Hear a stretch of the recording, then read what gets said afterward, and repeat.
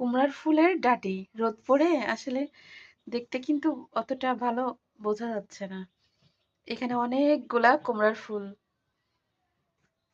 4-5টা করে করে ফোটে ফ্রিজে রেখে রেখে এই যে এইগুলা বানাইছি। এখন ভাজি করবো এইগুলা। তো আপনারা দেখতে থাকেন কিভাবে ভাজি করি। এই যে ভাজি করার জন্য হচ্ছে এখানে পেঁয়াজ, কাঁচামরিচ, জিরা, ধনিয়া গুঁড়া, হলুদ, লবণ পরিমাণ মতো দিচ্ছি। এরপরে বেসন দেবো, চালের গুঁড়া দেবো, ডিম দেবো। ডিম দিয়ে কাঁচা ঝাল পেঁয়াজ, রসুন, জিরা, ধনিয়া গুঁড়া, লবণ, হলুদ দিয়ে ডিম দিয়ে বেসন দিয়ে চালের গুঁড়া দিয়ে যে মাইখে নিচ্ছি। এবার এর ভিতরে ফুল চুবাই চুবাই তারপরে তেলে ভাজি করবো।